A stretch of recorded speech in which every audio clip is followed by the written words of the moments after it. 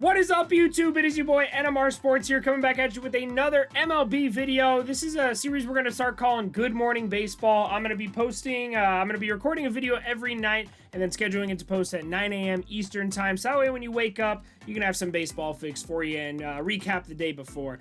So without further ado, let's get into the video. Be sure to leave a like and subscribe if you do enjoy the content. I'm also doing a MLB jersey giveaway. So all you got to do is subscribe and then send me a DM on Instagram or Twitter. Then I'll get you put on the list for that. So yeah, let's get into the video and start talking about some of these opening day baseball games. I am so excited. Happy opening day, everyone. Now, the first game of the day that I watched a little bit of, that is the Yankees versus Blue Jays. It was Hyun-Jin Ryu versus Garrett Cole. Both pitchers were kind of dealing out there. Biggest highlight of the game, of course, would be Gary Sanchez starting the year off hot with a 2-run homer.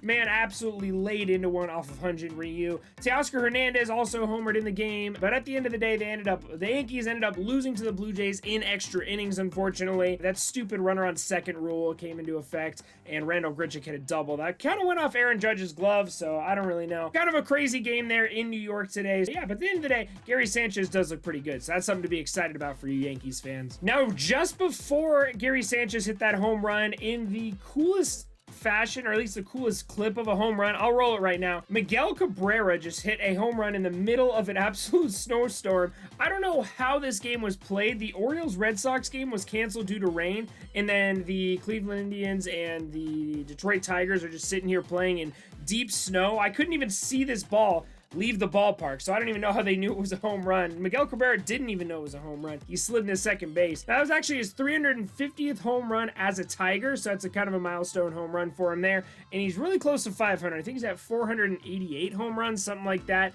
So he'll hopefully be reaching that milestone this season. He looks really good. So does that Tigers team. Matthew Boyd was dealing out there today as well. So little things to be excited about there for Tigers fans, but that was honestly one of the coolest shots I've ever seen. You might have seen it in the thumbnail as well. Now, the Pittsburgh Pirates, as we all know, are not the best at baseball, but they do have one bright spot on that team, and that would be Ke'Bryan Hayes. Now, Ke'Bryan Hayes starts the season off hot with a solo home run off Kyle Hendricks to start the MLB season off.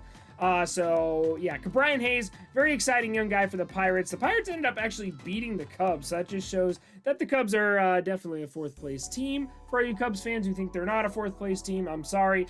They just have no pitching. Even Kyle Hendricks is getting lit up by rookies. So at the end of the day, unfortunately for you Cubs fans, not the best showing there, losing to the Pirates on opening day, but good for the Pirates fans. Ke'Bryan Hayes is definitely a Rookie of the Year candidate in the National League. Now, over in Florida, right down the street from me here in, I think they were in Miami, actually. Tyler Glasnow faced off against Sandy Alcantara, Rays versus Marlins, the two Florida teams, the two least attended baseball teams in all of baseball. And it was an absolute pitcher's duel. Oh my God. Tyler Glasnow looks in absolute Cy Young form right now. He looks like a Cy Young favorite. He was dealing with his new cutter he had to do his repertoire, and he had control. That was the main thing I saw in Tyler Glasnow. It looked amazing. He's been known to walk a couple of guys here and there, but he went 6 strong innings, no walks, and 6 strikeouts. So he was absolutely dealing out there, and he was actually being matched pitch for pitch by Sandy Alcantara. Unfortunately, the bullpen came in, gave up a solo home run to Austin Meadows to blow that game for Sandy Alcantara. So neither pitcher got the decision, but still a really good game there, a really good pitcher's duel. And the Tampa Bay Rays bullpen, even without Nick Anderson, is absolutely stacked. Diego Castillo came in for the save. Pete Fairbanks pitched a little bit. I honestly don't know who else pitched, but my God, dude, they look amazing there in Tampa. They're probably going to make another postseason run, so we'll have to see what happens there. Randy Arozarena did record a hit. I know everyone wants to know about motherfucker named Randy, so he was a little bit involved there, but Austin Meadows puts up the only offense of the game with a solo shot there in Miami. Now, Rangers-Royals was the exact polar opposite of the game we just talked about here. The Rangers came out and put up 5 runs on Brad Keller in the first inning, only to blow the lead automatically in the first inning, go down 6-5. It was absolutely insane, but I do want to highlight Michael A. Taylor. My God, this man was destroying the league in spring training, and I honestly thought it was just, whatever, but he had a hell of an opening day. 2 outfield assists in 1 game, and he hit a home run today. I think he might have been like 2 for 4 or something. I'll get the actual stats. I'll put it up on the screen right here. Anyways, Michael A. Taylor is looking amazing out there. Andrew Benintendi also made an amazing grab over there in Kansas City. So the Royals end up winning 14-10, an insanely high-scoring game with 2 offenses. I mean, the Royals have a pretty good offense, but the Rangers offense putting up 10 runs, that's pretty impressive, man. Obviously, Brad Keller and Kyle Gibson, not the biggest stud starting pitching matchup, but it does lead to a very high-scoring game, kind of as we could have expected there. Now the Cardinals, speaking of young studs, we were talking a little bit about it with Brian Hayes. The Cardinals have a lot of young studs on that roster, especially their outfield. Harrison Bader, unfortunately, is out right now, but Dylan Carlson's still a big stud, and Tyler O'Neill are both poised for breakout seasons this year, and both of them homered today in today's game. They lit up Luis Castillo, who's supposed to be the ace of that red staff over there, putting up 9 runs in the first inning. Cam Bedrosian, the former Angel, came through and gave up some more runs to him as well. Very high-scoring game over there, and the Cardinals did end up holding on. Jack Flaherty didn't pitch too well either, unfortunately, but from what I've been told by Cardinals fans, he does usually get off to a slow start to the season, so if you're a fantasy owner for Jack Flaherty, don't be too worried about it. You shouldn't be, apparently he starts off the year pretty bad and starts to get better progressively. So the Cardinals do end up winning despite the poor performance from Jack Flaherty. Not quite as bad as Luis Castillo's was. Now the D-backs, the Diamondbacks, and the San Diego Padres faced off in San Diego, and it was Madison Bumgarner versus Yu Darvish, which on paper just seems like an absolute easy W for the San Diego Padres, and it was for a little bit. It was a 6-1 ball game with the Padres out on front, and then all of a sudden, the Diamondbacks just couldn't miss. They were just hitting home run after home run after home run. Ketel Marte hit a home run. Stephen Vogt hit a home run. Somebody else hit a home run. Tim LaCastro hit a home run. Tim LaCastro, obviously a big speedster. He's known for getting on base and running crazy fast.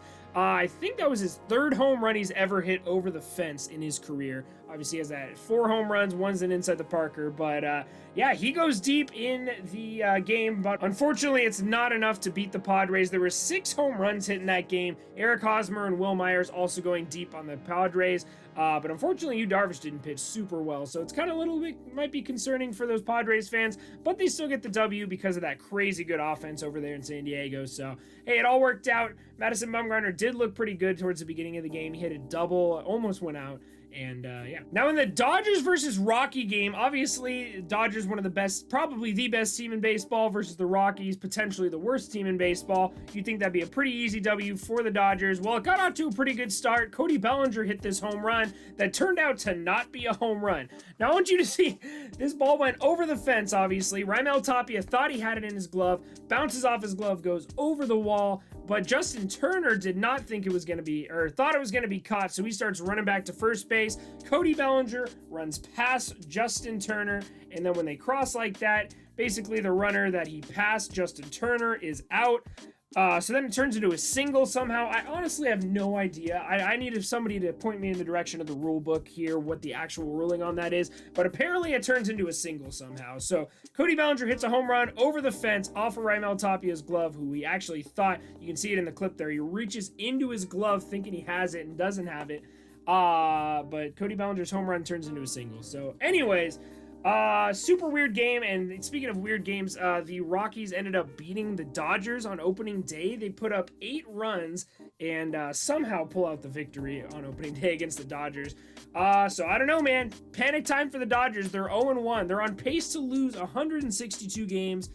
I think it just goes to show that it was a Mickey Mouse World Series championship last year. Now moving on to the Braves versus the Phillies, another game that went to extra innings. It was a very low-scoring game. Max Fried and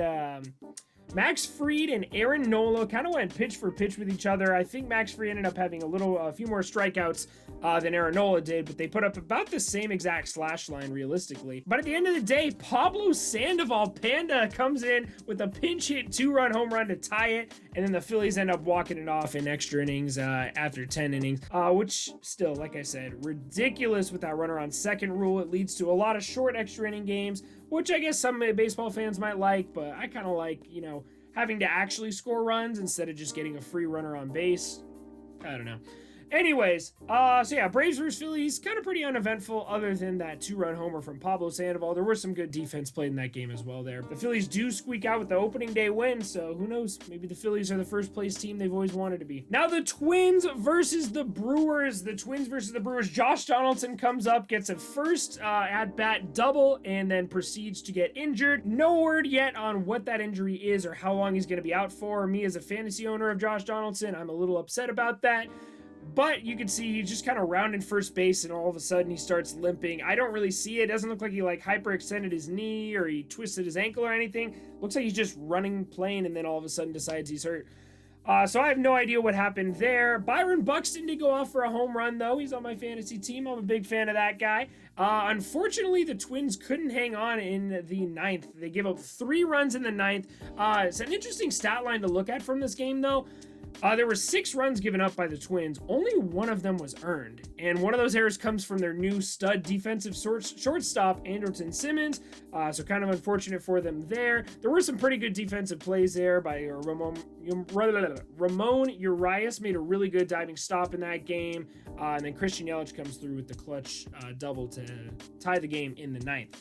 And then obviously Josh Hader comes in, slams the door. So overall, pretty good win for the Brew Crew. Unfortunate loss for the Twins, and hopefully that Josh Donaldson's okay. Hopefully he'll be back in a few days, of course.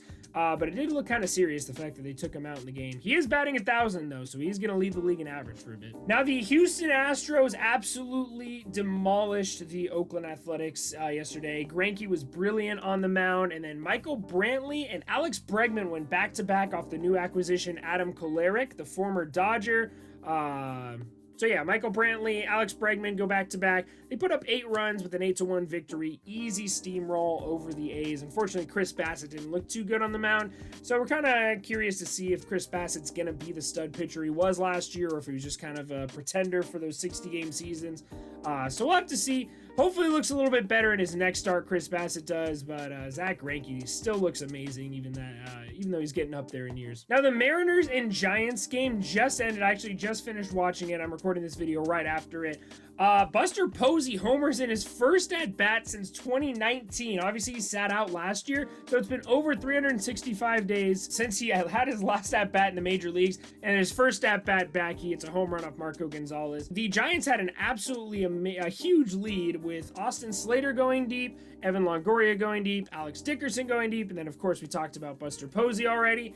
But the Mariners came charging back, man. That is a very good team victory for them. They came up to win it in extra innings, and they didn't even have a hit in the 10th inning. They literally just had 3 straight walks, and that's how they won the game. It was the most anticlimactic bottom of the 10th I've ever seen in my entire life. But yeah, basically the Giants brought in a reliever, he walked 3 straight batters, and that's how they won the game. Now there is one more game left to talk about, and that would be my very own Anaheim Angels playing the Chicago White Sox. I refuse to call my Anaheim Angels the Los Angeles Angels. I'm sorry. We don't play in Los Angeles. We play in Anaheim.